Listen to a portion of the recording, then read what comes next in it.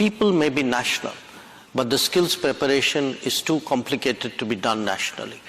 Preparing for a global workplace would be among our top 3 priorities.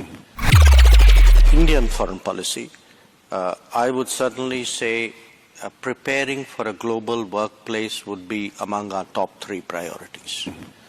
And it's not easy preparing for a global workplace, partly because we don't know what a global workplace is going to look like.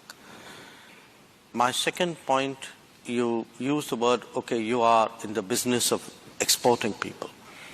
I think it's much more complicated than that.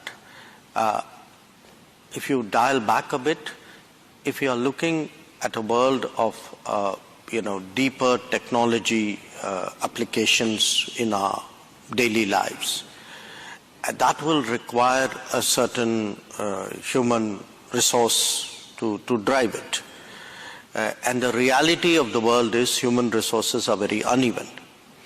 So I don't think it should be approached really as who is exporting whom to which country. We'll have to look at the resources in a way as a sort of a common pool and say, okay, how do we optimally prepare these resources so that they are available to the world? So if you're going to have a technology-driven world, you better have an education-driven world.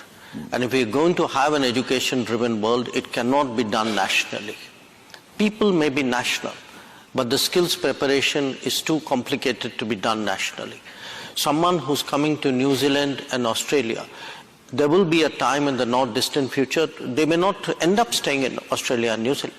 It is very likely they'll come, get their degrees and move on. But we just don't want them to come to Australia and New Zealand. We want Australia and New Zealand to come to India as well.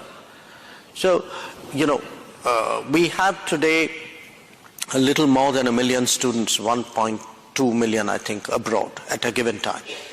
The reality is these numbers are not big enough for the kind of future that the world is looking at.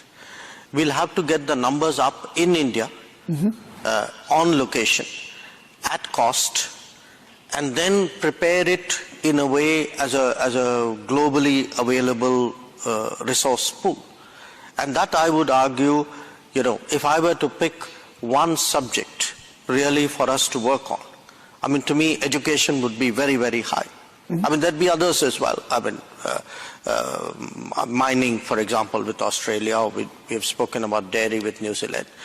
But definitely education, mobility, technology, they are part of a package.